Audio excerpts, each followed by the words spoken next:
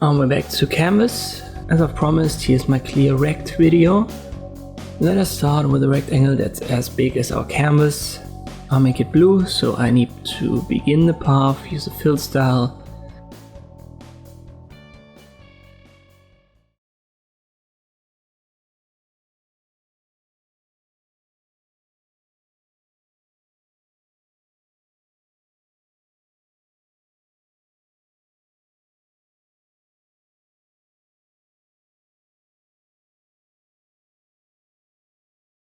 Then add rect, x and y is 0.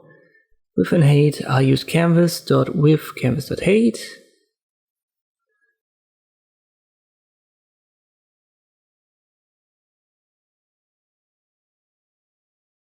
Or 400 times 400.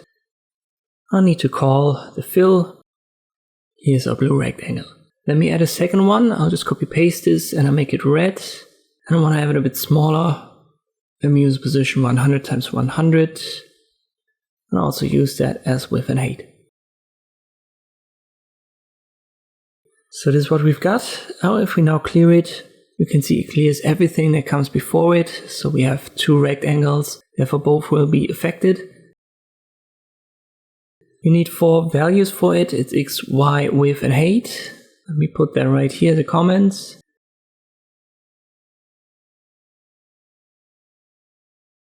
In my case, I want to cut into both and leave a little bit of the rest. For example, the red, so I don't want it to be covered fully. Let me use 50-50 as position and 100 times 100 as width and height. And there you go, it cuts into the blue and the red one and leaves us with the white background again. Or in general, the background of the canvas. If you, for example, make that black, you would now have this black cutout. If I put the clearRect before our red one, only the blue is cut and the red is drawn afterwards. And this is what the clearRect method is for in HTML Canvas. I hope this video was helpful, thank you for watching, and I'll see you next time.